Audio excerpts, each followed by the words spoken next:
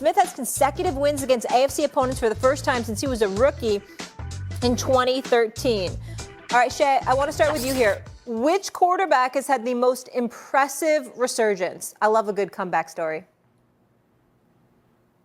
I'm going to go Baker, because you have to understand, he got unceremoniously released in Cleveland.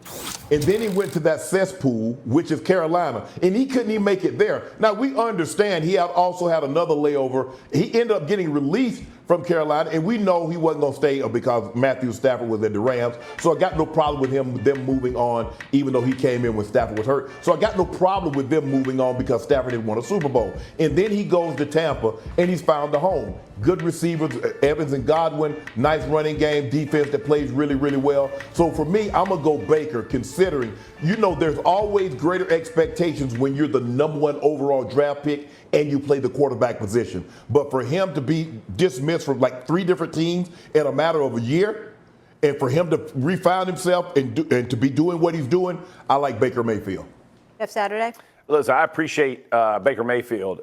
Geno Smith is the obvious answer. The man was out of ball for like 6 years. I mean, he was backing up for 6 seasons that everybody thought he washed out, couldn't do it anymore. He comes back and basically puts the Seahawks back on the map, replacing Russell Wilson, who won Super Bowls there and had a storied career. Some people will say a Hall of Fame career there. Geno comes back there and puts it together, goes to the last 2 years, goes to Pro Bowl.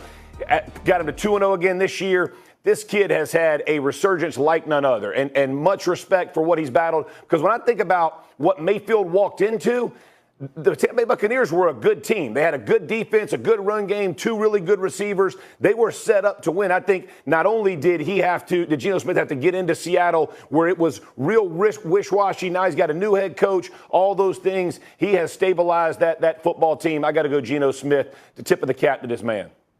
I'm gonna go with Baker Mayfield. I'm gonna agree with Shannon on this right now.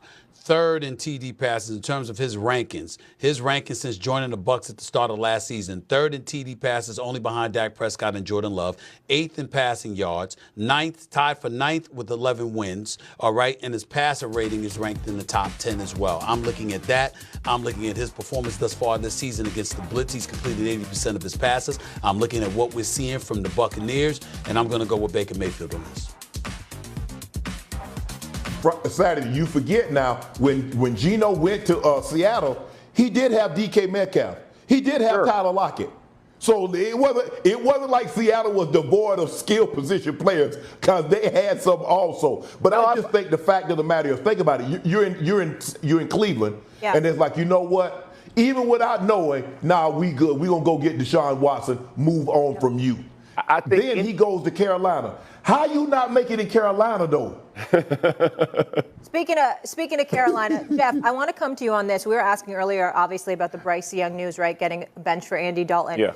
Do you believe that he can make a resurgence? Because Shannon and Neek were talking about the fact that a lot of it has to do with the situation where you're drafted, the parts and so many other pieces beyond just the player. For sure. I think he has to go either they have to get stable in Carolina, or he has to go to an organization that is stable. And whether that's a place like San Francisco or somebody who knows how to develop quarterbacks, whether that's Mike McDaniel in Miami, who knows what situation he'll find himself in, a Mike Tomlin type situation where he goes and backs up and just learns about the game without all the pressure of having to turn an organization around. And maybe him watching Andy Dalton, because I do think it has progressively gotten worse. I think it is a good time for a break. I don't think what the Panthers are doing to him is a bad thing, but I think he deserves another chance, is probably my point. So I think he does deserve another opportunity, but you got to get in a stable environment where you have pieces and parts around you. And we're making the same point.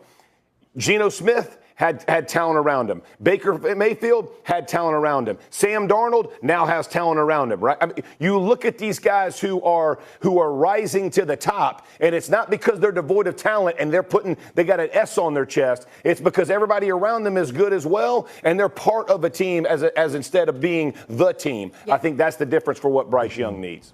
Well, what you're saying really, Jeff Saturday, is this. You need to get him the hell out of Carolina.